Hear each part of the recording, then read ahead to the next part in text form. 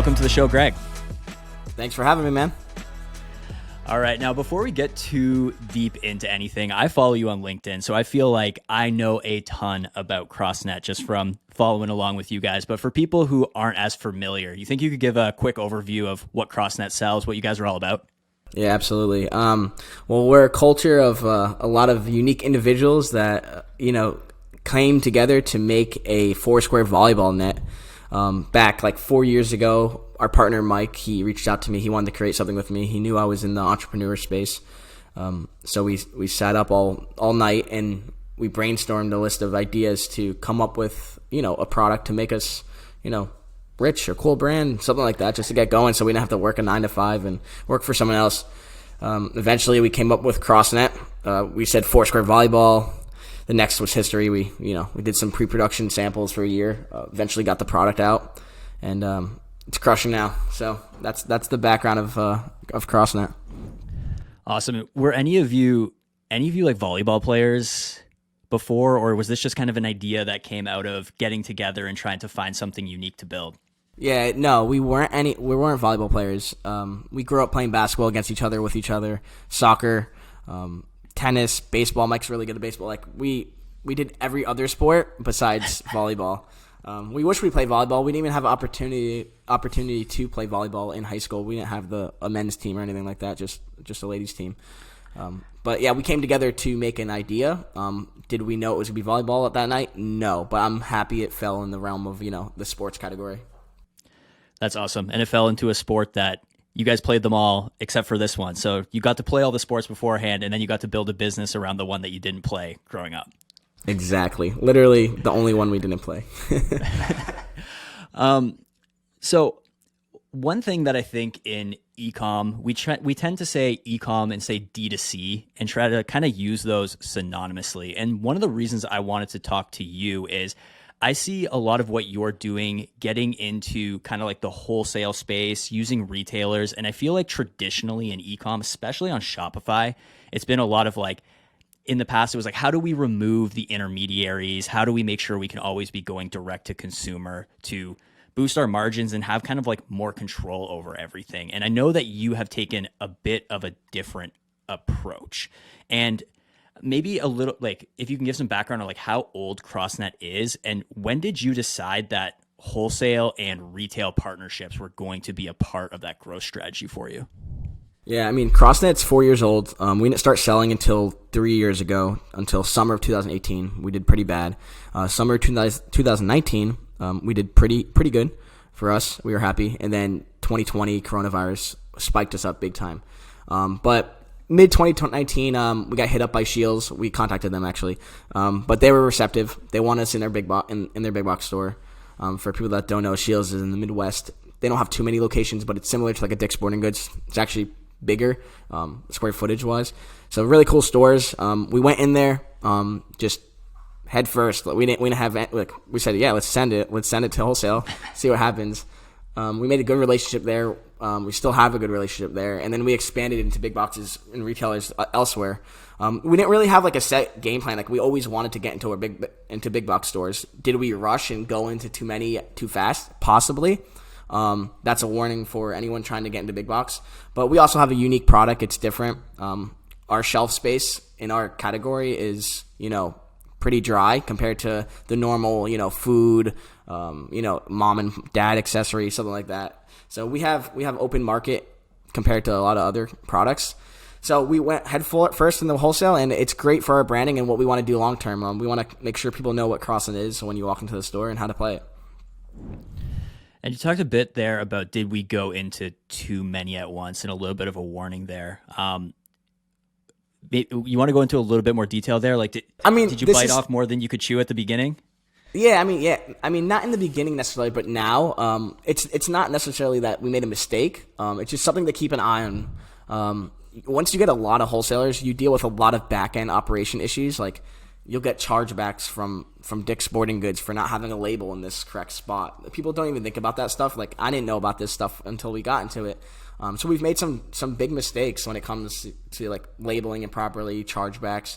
And then when you have to deal with 5,000 units going to 400 different stores, it gets really messy in the back end. And when you have 15 wholesale, relationships you have to deal with, it can get sloppy. So you have to be careful on that end. Yeah, for sure. And so as you've gone down this wholesale path, was there any, you said you kind of just jumped into it. You always knew you wanted to be in some of these retail locations. Was there a specific benefit when you were looking to get into these that you were trying to get out of it? Was it a distribution thing? Was it a brand awareness thing? Like, what was kind of the driving force of going down this path? I mean, to be frank, a big paycheck after 90 days, 120 days is really nice, But it's definitely a good brand play. Like right now, like we can make more money on our .com if we sell, direct to consumer from our website and Shopify. But longevity of our business and where we want to be, and our other projects, future projects, whatever comes down the line, we want to have and maintain these relationships with our wholesalers. Yep.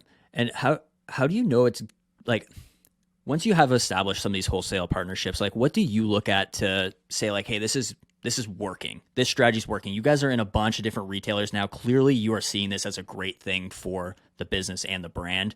What do you look at and say like, yeah, this is going great. We're going to continue to go. We're going to continue to invest here. Yeah. I mean, this is something we're actively trying to test and figure out as well. It's not the easiest. Once you have a good relationship with one of the wholesalers, they'll give you better, shelf space. They'll give you opportunity to market in the store. But sometimes you may have to do a discount, and that means product might not be moving as fast as they want. Certain regions sell differently. We just threw up billboards in like Utah and stuff, and those are our major selling cities for whatever reason. I'm not sure why it's Utah, but it sells better there. And billboards, hopefully we'll have a bit more, understanding of our marketing spend out of home in the next few months to really, correlate it to the in-store, sales. But it's super important to build out the relationships, like I've been saying, and have opportunities to grow with them. The out-of-home stuff, the billboards, I want to come back to that a little bit later after we get through some of this wholesale stuff, because I think it's super interesting that you guys are going into some of these marketing channels that people have been saying like, yo, these are dead, don't use these, like digital's the future, and you guys are getting out of digital advertising and back into some like the more traditional channels. So I do want to come back to that. One thing, you hit on this a bit already with some of the pitfalls, some of the packaging things of this, but like if for the brands that are listening right now and they're going, hey, we want to start to get in, like go down the wholesale route. What would your number one piece of it, like number one thing to look out for as people start that transition? Number one thing is probably make sure you have enough cushion in your business's bank account to, fund future inventory, for your .com sales, for other wholesalers, to make sure you have money to pay your staff, your employees. There's a lot of things that you get a PO order for 5,000 units and you have to ship it to them directly, and then you don't see the money for 120 days. So you have 120 days when you're just out of, $500,000, and you're like, oh shit, where am I going to get that money to payroll? Luckily for us, we are really, well established on .com and have some cushion there, but it's something definitely to be wary of, especially if you go in 10 wholesalers at a time. You need funding. Yeah, those the inventory issues there and the funding side of it. Was there ever a point where you get like these orders from these retail partners and you need to send those out and like you're just not holding enough inventory for that D2C channel? Does that ever happen? Yeah, absolutely. We're getting better at it, but yeah, there's been situations. It's like, oh, we only have 5,000 H2O units, and it's like we already have 4,500 .com sales, and Dillard's wants 1,000 of them, so we're down 500 right there.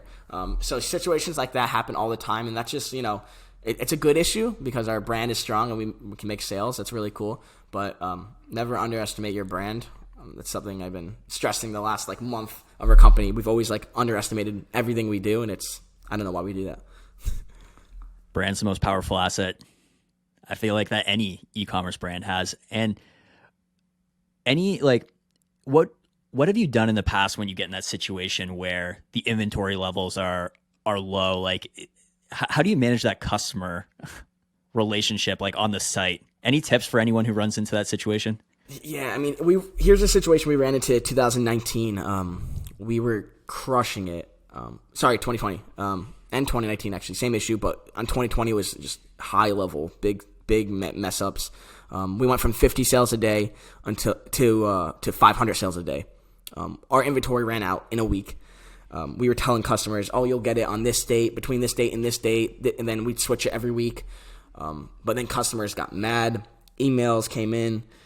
I was doing customer service at the time, and we didn't have enough inventory coming in, and then our inventory dates would change, and it would just be a total nightmare. So that's like, at that point forward, we're like, okay, customers always first. Like, let's not just be in here for for the money. Like, that's crazy. We have to put our brand first. We're gonna ruin our brand.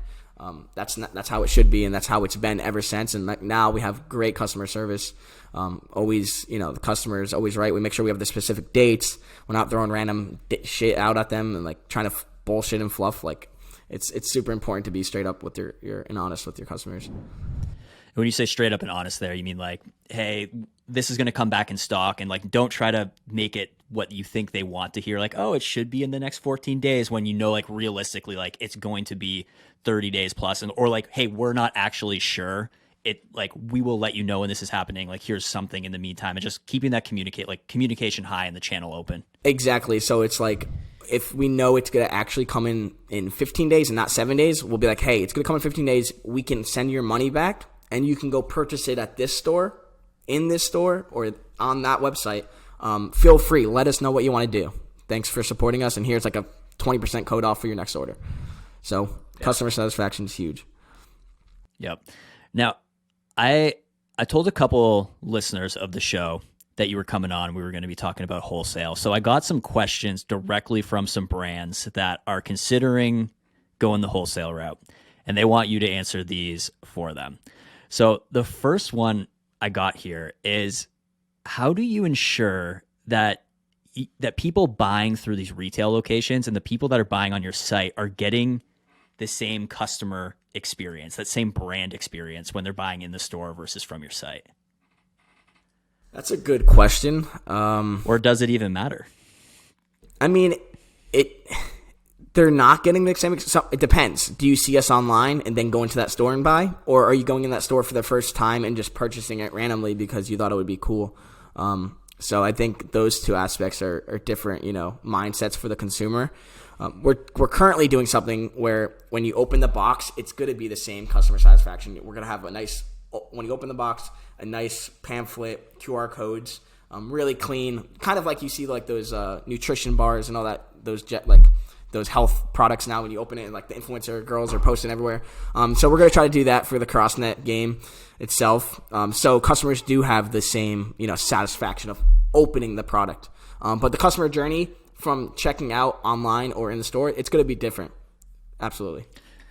Yeah. So it's going to be hard to control everything like pre-purchase, but you can absolutely control and have the same customer experience post-purchase. When they actually are holding the physical product, they unbox it, what they see, how you interact with people once they're holding the product can stay the same. Absolutely. And a little bit of a pricing question here from someone else. They wanted to know about like MSRP and like, how do you make sure that what you're selling on your site and like what's going in the stores, like they're around the same price, so people don't feel like, hey, if I buy from you guys on your site, I'm getting this price, and if I go and buy it from Dick's, as an example, I'm getting price. Yeah. I mean, the easy answer is like, they can't sell under our pricing of what we tell them. So if we give them $150, that's the price they have to sell it at. And if they want a special deal for a week, yeah, we'll make it happen. And sometimes we'll even send an email out saying, hey, Dick's is $20 off this week. Go buy it in stores. Stuff like that. Gotcha. And do you ever get into a situation, and maybe excuse my ignorance here, like I'm all in on e-com, not on the retail side, which is why you're here. So do you ever get in a situation where Dick's is running maybe like 50% off like store wide, or like, does that ever happen where they haven't necessarily told you that this is happening, but like the store is doing something and therefore CrossNet's kind of caught in it? Nothing of that, nature of that large, like a 50% off sale. We've seen some online retailers, drop the price $10 without telling us, little things like that. But no, they have to tell us beforehand, and we have to agree with it. And we obviously know during certain holidays that, okay, we're going to discount it for everyone across the board on these dates. Gotcha. I feel like maybe people are getting a little more scared of that than they need to be once they enter into some of those partnerships. Yeah, I mean, it's like I said, I can't stress enough. Like relationships with the partners is like the most important thing. So how do you find the right partner? So someone who's looking to get into this, like what should they be looking for in the partners they're talking to know it's going to be a good one? In regards to the wholesale relationships? Yeah. I mean, there's only one buyer for each section, so you got to make the best impression possible. So you can't like search X list and find out which one you want to go with. Like you have to make a relationship. Sometimes they're not the nicest. Sometimes they have relationships with other, competitors that they're going to favor over you. And that's just the nature of it. And is there like a strategy there with, hey, we know that none of our competitors are with this partner, like we're going to go find and build that relationship so that we don't have to deal with that? Or is it more kind of a little bit more natural and not caring about that? No, it's natural. I mean, our competitions is amazing. We love what they do. They help us grow the sport and vice versa. Hopefully, like we get people outdoors, active, playing with their family and friends. If you play another competitions game, you're going to most likely enjoy CrossNet as well. Gotcha. And last question here from one of our listeners is they said, hey, I see that CrossNet has their retailers proudly displayed on their site. Greg, are you worried that people are going to see that and you're kind of pushing people to lower margin channels by going into the stores versus buying that on your site? Oh, absolutely. Every day, it's something we're aware of. But that's just the nature of it. If you want to really grow a brand, like longevity, long haul, maintain a relationship. So when you drop a product, you get a PO for $4 million. Like that's what you need to do. In our business. But yeah, I mean, it's a situation that's sticky for sure. Like if we just go .com, sure, we'll make some good money, but then it leaves the pathways open for, competition, knockoffs, things of that nature. Interesting. So you see the website and like that's going to be your highest margin channel, but in order to get that distribution and get out there quickly and like avoid people catching up, wholesale ended up being a way to kind of accelerate the growth and accelerate the hold that you have on the market versus like it's going to be faster. Maybe if we took the slower route of like we're going to just solely sell off the site, could have had higher margins, but probably wouldn't be in the spot you're in right now. Yeah, absolutely. Absolutely. Like we have good summers, we have good winters. Quarter 3 is a little slow for us. Quarter 1's a little slow. But we'll see big POs during those times with wholesalers moving forward now, which is really cool to see. And like you said, getting that big check on like just one push out the door is nice versus kind of getting it in individual sales on the site. Yeah, so. and it's marketing at the end of the day. We're growing our brand in stores that, like if a mom or dad walks into a Dick's Sporting Goods, a Walmart, they'll see CrossNet and maybe they don't have a Facebook, maybe they don't have an Instagram, so they're not going to see it until they go into that store. So it's all brand awareness too. That's the major factor of it. And speaking of brand awareness, I said I wanted to come back to this at some point. I've seen what you guys are doing with the billboards, the bus stops, the out of home. Take me through the decision to get into some of those channels. You talked a bit about like, hey, we don't necessarily know how they're doing yet, but like, what was kind of your thinking being like, we're going to put billboards up? Yeah, I mean, this is definitely up Chris's realm. He's our CMO, my brother, partner. He loves taking risk, and I love taking risk, and we all love taking risk. And we love to test things, and if we don't test things, we don't know if they work. So we're trying this billboard wave to get people to purchase in store, and then we're going to see if we see foot traffic increase. Well, not necessarily foot traffic, sales increase in these stores with the billboard locations. I'll let you know in 60 days if it works well. If it doesn't, now we know billboards suck, and we're not going to go down that route.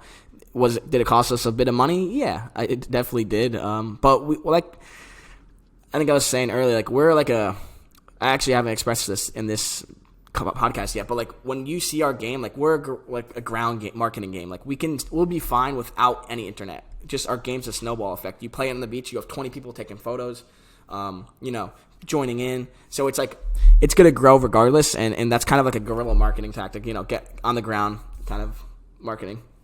Old school. I love that too. And like with games, absolutely. Like you see someone playing this on the beach, you see someone playing it in the park. Like people are going to use the product in very public areas. So as long as you get people playing the game, you're going to get that virality of people just like walking over to that person. Yo, what is this? Yo, it's CrossNet. Yeah. Last thing, I am just way too attentive on LinkedIn on what you guys are up to, but we got a televised competition coming up on ESPN, I think, with CrossNet. How do you get that type of coverage? Got any like tips for people trying to get that level of exposure? No. Be active on your personal social media. I mean, Chris can post anything, get us something. I can post anything now and like get anything. Like it's crazy your connections you can make from LinkedIn, and growing a brand. So grow your brand, but don't forget about growing your personal brand. I've messed up in the past. Like I should have been growing my personal brand for 10 years, and I haven't done it until like 2 years ago. So that's major. I think that's my best advice for someone starting. You know, show your journey, be honest, and let people know what's going on. And that's what we try to do with CrossNet. And we're just super open on LinkedIn and all our platforms and stuff. So having people see that, they're probably more receptive to want to work with us and seeing, you know, our journey and being normal people.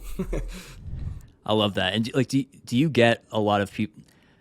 I've seen both you and your brother go to LinkedIn and just kind of like, hey, we're thinking about this. Anyone know anyone, or like anyone got any tips on this? Like, I got to think that's super effective, right?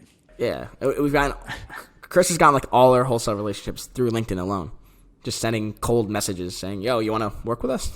So it's cool. Yeah, LinkedIn's powerful. Don't sleep on that at all. Super powerful tool. Now, is there anyone out there that maybe some brands are looking at what you guys are up to on social? Is there any brands that you look to for inspiration? Maybe not necessarily just on social, but like any brands out there that you think they're doing an amazing job and think people should like, hey, don't sleep on these brands. They're doing some really cool things. Yeah, absolutely. I mean, it sucks that none of our friends have brands that are sporting goods really. So it's kind of like, you can't just like take what they have and like, you know, engineer. But no, like Trough's Hot Sauce, those kids are cool. They're doing a great job on social. Hush Blankets kids, they're awesome. They have good products, good quality. And I like Lasso Socks. I don't know if you've heard of them. Partha, owner of Lasso, he's got cool socks. Like I always roll my ankles playing basketball. I play weekly, and I wore these socks. And I don't roll my ankles anymore. It's crazy. This is not an ad either. Oh, it's like a basketball specific sock for like no, support? it's for sports. It's a sport like support ankle sock, but it works. It's crazy. Gotcha. And we'll put those brands in the show notes so everyone can take a look. We actually also have a podcast episode with the guys from Hush, so I'll put that in the show notes for people to listen to as well. Now, before we let you go, anywhere where people can kind of follow along with you? I've already touted your LinkedIn like crazy. Definitely go follow Greg on LinkedIn. Anywhere else, Twitter, a blog, where people can kind of follow along with what you're up to? Yeah, Twitter and Instagram. My handle is Woe is Meade. I've had that since like 8th grade, so it's WOEIS. Then my last name MEADE. That's where I'm more funny. I'm more funny on those platforms. For sure. So, if you want the humor, go to those platforms. If you want the sound business advice, hit Greg up on LinkedIn. Yeah, I try to bring the humor to LinkedIn too, but it doesn't always work. It's a little bit of a different platform. You got to bring a bit of humor to it, though, or else LinkedIn's just going to be so dry for everyone. Yeah, you can't swear on it, though, so I got, like, shadow banned for a little. All right, well, this has been an amazing conversation. Thanks for joining us, teaching everyone a little bit about Wholesale. Thank you so much. Thanks, Alex. Appreciate it.